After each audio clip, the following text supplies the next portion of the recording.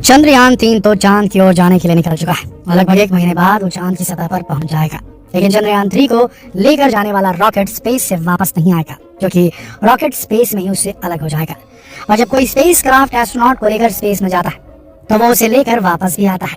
ये कैसे होता है? क्या आपको कोई आइडिया है? नहीं ना? तो आपको जानकर हैरानी होगी कि आज की दुनिया का ये एडवांस सिस्टम एक 300 साल पुराने नियम पर काम करता है। क्या हुआ? कुछ समझ नहीं आया? तो चलिए आज के वीडियो में हम आपको रॉकेट और स्पेसक्राफ्ट के आसमान में जाने और वहां से वापस आने की पूरी प्रोसेस बताने जा रहे हैं। तो बस बने रहिए वीडियो के अंत तक।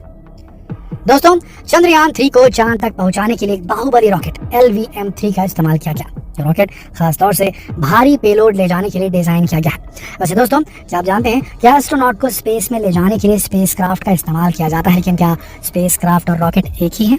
नहीं, असल में ये दोनों एक दूसरे से काफी अलग होते हैं। रॉकेट को हम एक टैक्सी की तरह भी मान सकते हैं, जिसका काम स्पेसक्राफ्ट या सैटेलाइट के चंद्रयान को स्पेस में ले जाना होता है। इनका सबसे खास मकसद पृथ्वी की गुरुत्वाकर्षण सीमा से बाहर निकलना होता है। रॉकेट आज से 300 साल पहले बनाए गए न्यूटन के तीसरे नियम पर काम करता है। क्या वो आपको याद नहीं है? चलिए हम आपको बताते हैं। इस नियम के अनुसार हर क्रिया की विपरीत और बराबर प्रतिक्रिया होती है, यानी कि जितनी तेजी से हम किसी चीज को ऊपर की ओर फेंकेंगे उतनी तेजी से वो वापस नीचे की ओर आएगी। आपने अभी चंद्रयान 3 को लॉन्च होते तो जरूर देखा होगा। तब आपने देखा होगा कि चंद्रयान 3 के लॉन्च होने से पहले उसके आसपास धुएं का गुबार बन गया था। आप जानते हैं कि वो किसका था? दरअसल ये और कुछ नहीं बल्कि आग की लपटें, गर्म गैसें और धुआं होता है, जो रॉकेट के फ्यूल को जलाने से निकलता है। रॉकेट के इंजन से निकलने वाला धुआं नीचे जमीन की ओर धकेलता है, जो उसकी क्रिया शक्ति है। जवाब में रॉकेट जमीन से ऊपर उठते हुए विपरीत दिशा में चलना शुरू कर देता है। ये प्रतिक्रिया बल है, एक्शन का रिएक्शन। यानी कि रॉकेट तेज गति से गर्म वायु को पीछे की ओर छोड़ता है। इस वजह से रॉकेट को आगे की दिशा में जाने के लिए इक्वल प्रोपोर्शन का फोर्स मिलता है और वो आगे बढ़ता जाता है। अब ऐसा नहीं है कि रॉकेट के ऊपर गुरुत्वाकर्षण बल काम नहीं करा। जब कोई रॉकेट फ्यूल या प्रोपेलेंट को जलाता है और एग्जॉस्ट को बाहर धकेलता है तो इससे ऊपर की ओर एक फोर्स लगनी शुरू होती है, जिसे थ्रस्ट कहा जाता है। लॉन्च करने के लिए रॉकेट को पर्याप्त मात्रा में प्रोपेलेंट की जरूरत होती है, ताकि रॉकेट को ऊपर धकेलने वाला जोर रॉकेट को नीचे खींचने वाले गुरुत्वाकर्षण बल से अधिक हो जाए। एक रॉकेट को कम से कम 17,800 मील या 28,646 किलोमीटर प्रति घंटे की स्पीड की जरूरत होती है पृथ्वी के गुरुत्वाकर्षण क्षेत्र से बाहर निकलने के लिए। दोस्तों, रॉकेट में ज्यादातर लिक्विड फ्यूल या प्रोपेलेंट का इस्तेमाल किया जाता है। एक रॉकेट में मेन रॉकेट के अलावा बूस्टर रॉकेट्स भी लगाए जाते हैं और ये रॉकेट को पृथ्वी की कक्षा से बाहर निकालने के लिए जरूरी थ्रस्ट पैदा करने में मदद करता है।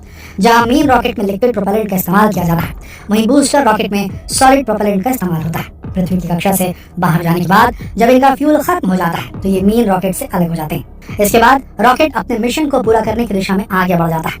अगर ये सैटेलाइट को ऑर्बिट में एस्टैब्लिश करने गया होता है तो धीरे धीरे रॉकेट के सभी हिस्से अलग होते जाते हैं और केवल सैटेलाइट ही बचता है, जो अपने निर्धारित ऑर्बिट में जाकर सेट हो जाता है। अब बात करते हैं स्पेसक्राफ्ट की। तो स्पेसक्राफ्ट एक एरोप्लेन की तरह ही होता है, लेकिन इसमें कई सारी फैसिलिटीज मौजूद होती हैं। इसके अंदर एस्ट्रोनॉट के रहने, सोने, खाने पीने के साथ साथ उनके एंटरटेनमेंट और एक्सरसाइज करने का भी पूरा इंतजाम रहता है। दोस्तों, एक स्पेसक्राफ्ट को स्पेस में ले जाने के लिए भी इससे पहले रॉकेट से ही अटैच किया जाता है और पृथ्वी की कक्षा से बाहर निकलने के बाद जब इसका फ्यूल खत्म हो जाता है तो रॉकेट स्पेसक्राफ्ट से अलग हो जाता है। स्पेसक्राफ्ट के आगे वाले हिस्से में उसका कंट्रोलिंग पैनल होता है और यहीं से एस्ट्रोनॉट स्पेसक्राफ्ट को कंट्रोल करते हैं। जब रॉकेट स्पेसक्राफ्ट से अलग हो जाता है तो स्पेसक्राफ्ट में मौजूद एस्ट्रोनॉट इसे उसी तरह चला सकते हैं जैसे कि एरोप्लेन को चलाया जाता है। स्पेसक्राफ्ट में काफी सारे एडवांस सेंसर्स और एडवांस मशीनरीज का इस्तेमाल किया जाता है ताकि एस्ट्रोनॉट आसानी से स्पेसक्राफ्ट को हैंडल कर सके। एस्ट्रोनॉट को ग्राउंड स्टेशन से कांटेक्ट बनाकर रखना होता है ताकि उनकी पल पल की जानकारी ग्राउंड स्टेशन पर बैठे लोगों को मिलती रहे।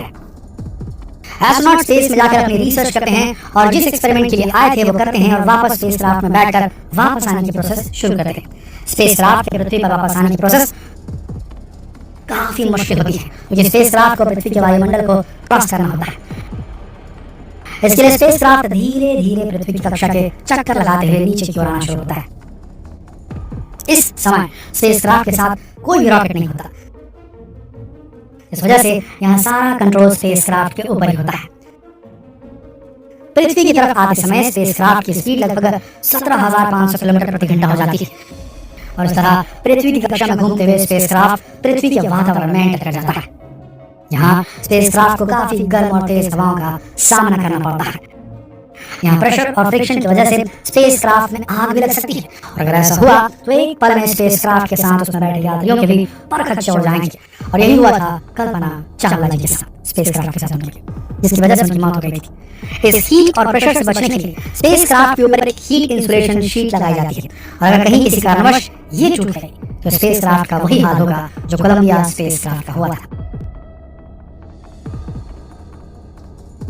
पृथ्वी के पास आते आते स्पेसक्राफ्ट पृथ्वी के पैरेलल होने लगता है। एक स्पेसक्राफ्ट भी बिल्कुल उसी तरह लैंड करता है जिस तरह एक एरोप्लेन लैंड करता है। जमीन के पास आने पर इसके टायर खुल जाते हैं, लेकिन स्पेसक्राफ्ट की स्पीड बहुत ज्यादा होती है,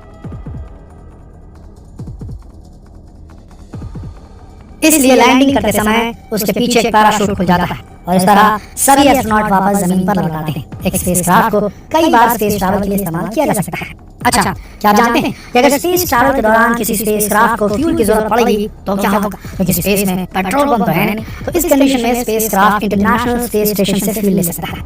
इंटरनेशनल स्पेस स्टेशन एक ऐसी जगह है जहां कई एस्ट्रोनॉट हमेशा मौजूद रहते हैं। जब आप एस्ट्रोनॉट के स्पेस में जाने की तस्वीरें या वीडियो देखते हैं तो एस्ट्रोनॉट व्हाइट और ऑरेंज कलर के भारी स्पेस सूट में दिखते हैं। क्या आप जानते हैं इन कलर्स का क्या मतलब है? चलिए मैं आपको बताता हूं ये ट्रिविया भी।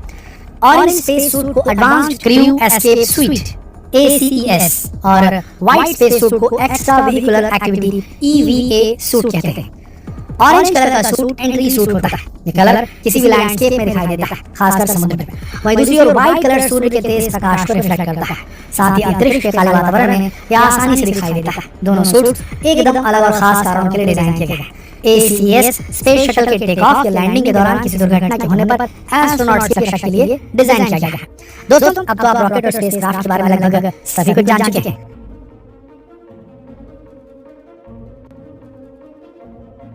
अगर अब भी आप में कोई सवाल है तो कमेंट सेक्शन में जरूर पूछिएगा। अगर वीडियो दिलचस्प लगी, नॉलेजेबल लगी तो कृपया इसे अपने रख में रखें। इसे शेयर जरूर करें फेसबुक पर, व्हाट्सएप पर, यूट्यूब पर। जल्द मिलते हैं आपसे अगले वीडियो में। तब तक आप सबका इस वीडियो जल्द बने रहने के लिए दिल से धन्यवाद।